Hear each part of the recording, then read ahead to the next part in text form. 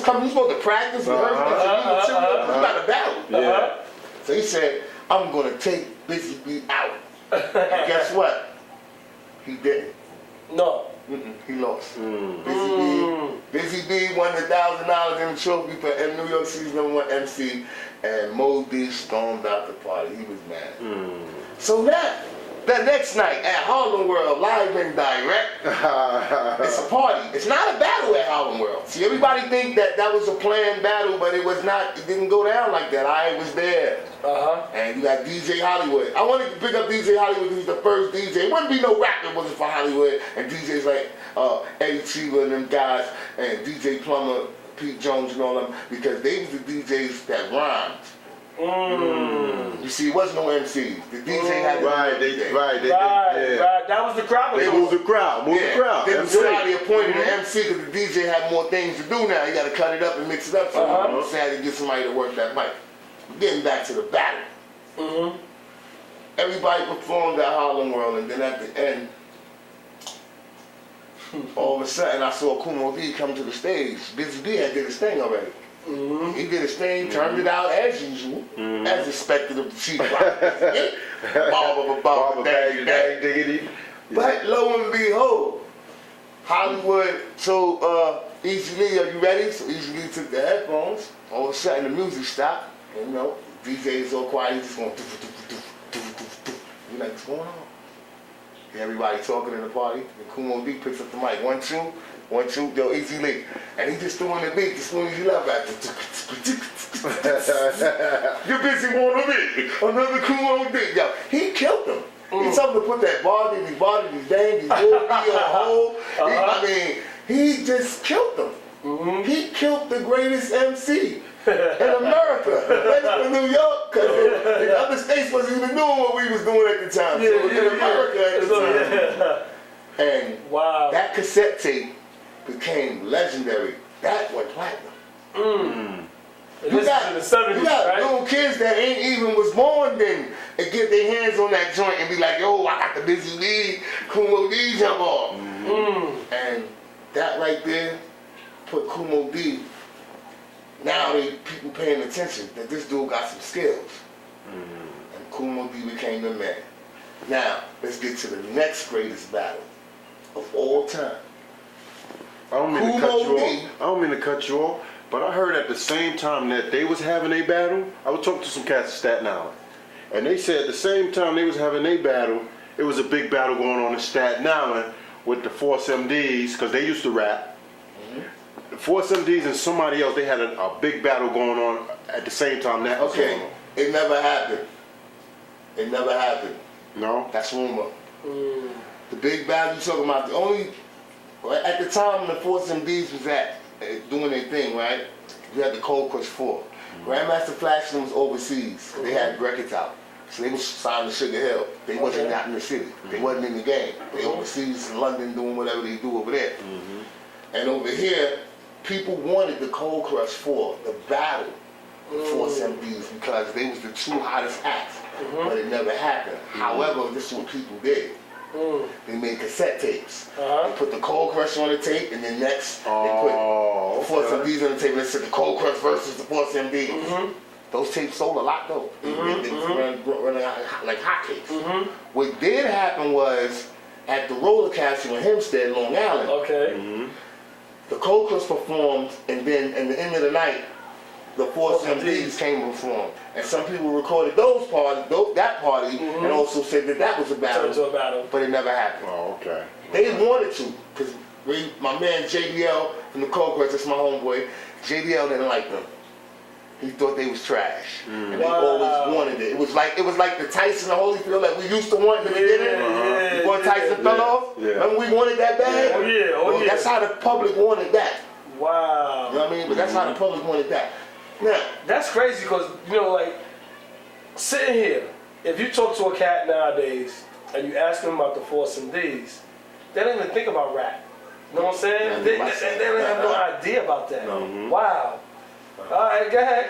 Okay, getting back to the second battle, the thing with LL and Kumo D. Now, here's what I saw transpire. I'm in the industry. I'm not looking at it from a fan's point of view. Okay. All right. Remember the spouse brother of the Church of the Street? One of the members of the Church of the Street named Special K. He had a brother named Tila Rock. Okay. They also had another brother. One of the track masters is their brother. It's Special K brother. So I think the one Tone. I think Tone's his brother. Anyway, Tila Rock is in with them. That's Kumo D's Ultras people. Right. Remember the guy that made It's Yours? Yeah. Tila Rock. Okay. Believe it or not, ladies and gentlemen, Russell Simmons did not own Def Jam. Henry Rick Rubin was not down. Def Jam belongs to Jazzy J from the Jazzy 5 from the Zulu Nation from Africa Bambaataa. The first Def Jam label and the first artist on Def Jam was Tila Rock with It's Yours, and Russell Simmons made a joint called a Def Jam. I don't know if y'all remember this. Russell Rush. Yeah, remember that? Russell Rush, I remember that. Yeah. Okay.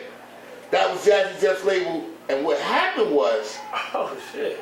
Rick Rubin and Russell Simmons ended up taking that over from Jay, because Jay should do some paperwork, baby. Paperwork is important, brothers. I've been through that paperwork snag too. But Russell went on to take Def Jam to new heights. But what that did was, when Russell and Rick took over Def Jam, they put LL on with I Need a Beat. And they blew. He blew with that. And Tila Rock got kicked to the curb. Mo D was not feeling that whole thing right there. So the new artist on Def Jam was food as far as he was concerned. So whenever LL used to perform, Kumo D used to show up. And Kumo D was the hammer at the time with that mic. So he really, a lot of that LL wouldn't respond to. LL took a lot of abuse, y'all. In the beginning, LL took a lot of abuse from Kumo D. He did not, even at parties, he did not respond. Kumo D used to eat him.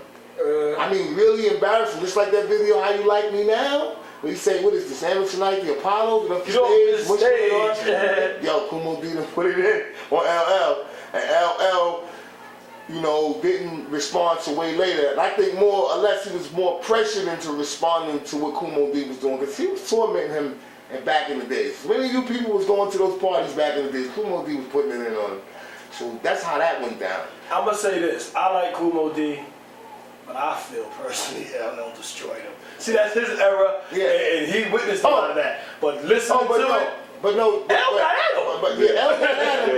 But what I gotta say is this. Jack the Ripper down by Zipper? I thought Kumo D was wrong for getting that L, because L ain't have nothing to do with it. Right. He was just an artist trying to get a record deal, and Russell and them put him on the label. Now this information I'm telling you, I probably not even heard this before. They didn't print this. I haven't seen this in no print. One magazine, The Source.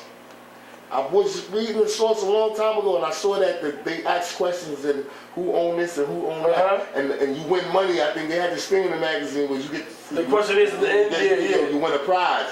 And when they was like who the Def Jam originally belonged to, everybody got that wrong. So when they printed the next issue with the answer, everybody was shocked it was Jazzy J. But that's true story. Jazzy J used to own Def Jam. The first records he was on them, him and Russell Simmons, produced by Jazzy J.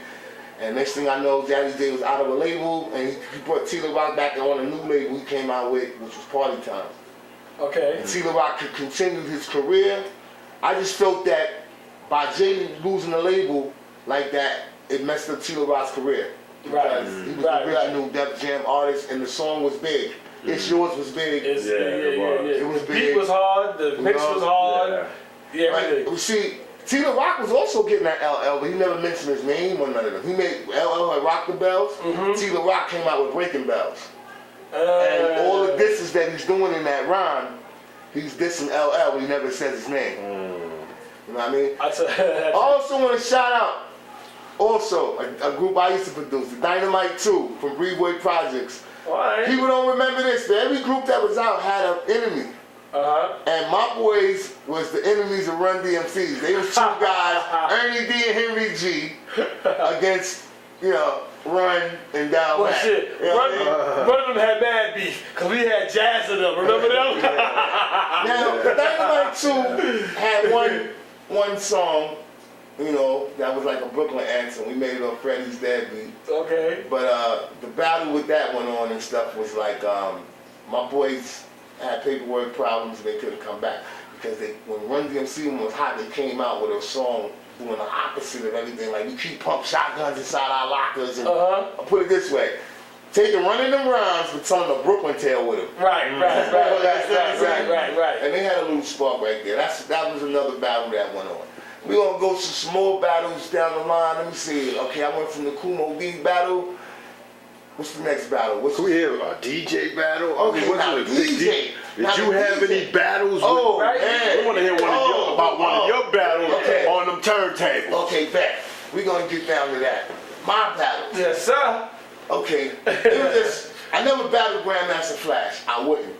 Okay. Because he was who I watched and who I got it from. Okay. He was always my idol, Grandmaster Flash. Grand was Theodore invented scratching, and we became cool, so I never went against him. We had another top DJ Charlie Chase. Like I said, JDL from the Cold Coast 4 was my homeboy, so I never went against them. Now let's get to these other cats. Yes, sir. Mr. C! Ooh. Oh. Wait. Oh. That's Big DJ? No, Mr. C.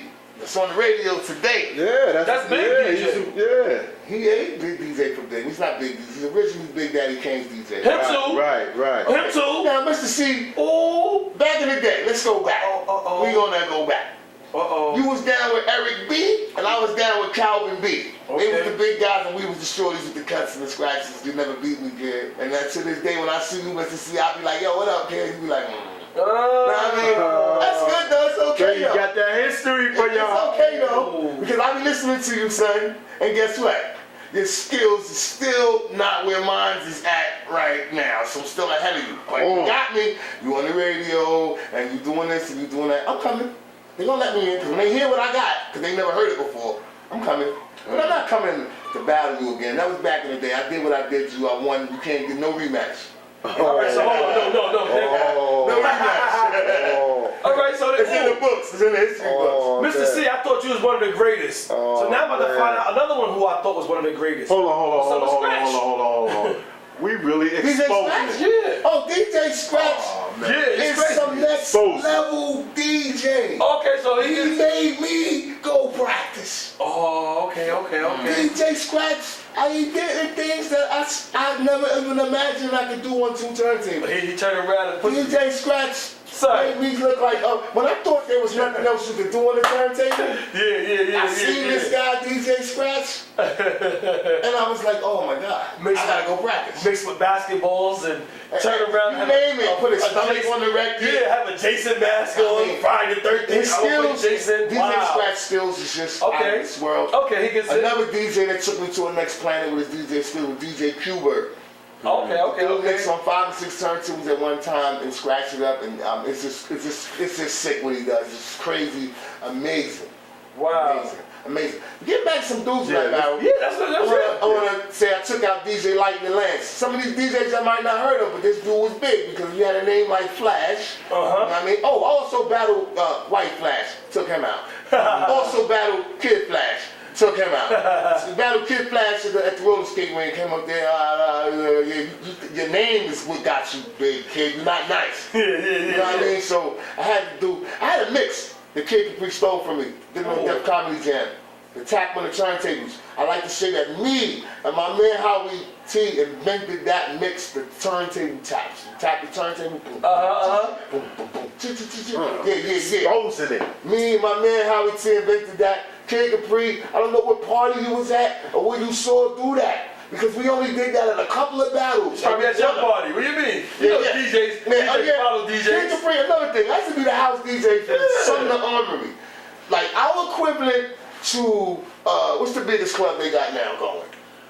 Like the Tunnel used to be big. Yeah, the Tunnel was major back in the day. Our equivalent of the club Speed in that Tunnel was the Brooklyn Sumner Armory on Brooklyn and Sumner Avenue, which is now Marcus Garvey Boulevard. But the Sumner Armory was where I used to jump off at. That's where I got discovered by Michael McLaren, because I threw the biggest rap jam ever, called a Munster Jam. But we ain't gonna talk about Monster Jams, man. Let's get back to these battles. Battles. We want to hear the battles and who you destroyed. Cause we don't see y'all no more. Right. So he ain't lying. Cause if he mentions your names, and we don't know y'all. Then Oh, Master D. That's DJing right now. DJ Lance. I know y'all. DJ Lance is hot right now. yeah, he be on what? He be on the radio. I hear him. Okay. Yeah. That was my competition in Brooklyn. Only one DJ could mess with me. He used to be called Master D. He had a partner named Ron K. And I was the Disco Brothers. I had a partner that looked like me, but he ain't my brother. I don't know what he used to. Rose with the mother. And my man Calvin B. We used to be Calvin B and Disco B. And the only dudes that would give us a run for our money was DJ Lance. But we demolished y'all at PS335, the last battle we had. When I came in the game, Flash was already getting old school. You know what I mean? And I'm like first generation hip hop right here. You know what I mean? So when I see these guys still doing it, man, it makes me feel good because it's like, you know, damn, you know, because a lot of guys who were really good and who were really famous left it alone. They just walked away from it. And I like when I see my homeboy, he don't DJ no more. I be like, how you live without your turntables, man? I mean, how you? I mean, I can't live without. I'm like LL. I can't live without my radio. And that's Even if I'm not doing parties, man, I got to have that joint right there in the crib. Wow. You know, I got to spend something. Or, you know, I got to do something. And that's what stopped you from like going behind the scenes. You know what I'm saying? Yeah. The love of the turntables like that. Yeah. So, you know, because even now, I've been offered a lot of inside work. You know? Right. And I always like, I don't want to do that. All right, so let me ask you this now. What you at? All right. See, I'm gonna try to be old school and then still be cool with this shit, cause I already know. All right, what you had? Techniques and what was it? Okay, I'm gonna tell you, in the beginning, let's go. Gemini mix up. The Gemini mix up. It wasn't even that. In the beginning, we had a turntable. DJs used to play with these turntables called Gerards. And you ever seen Happy Days when the needle come down? Yeah, and come with that big fat arm? Yeah. It wasn't that. It was just a big fat record player. The turntables was these turntables called Gerards, right? And most of the DJs used them. But then they took it to the next level. The DJs that DJed in the clubs in Manhattan came out with a turntable called the Technique 1800. Okay.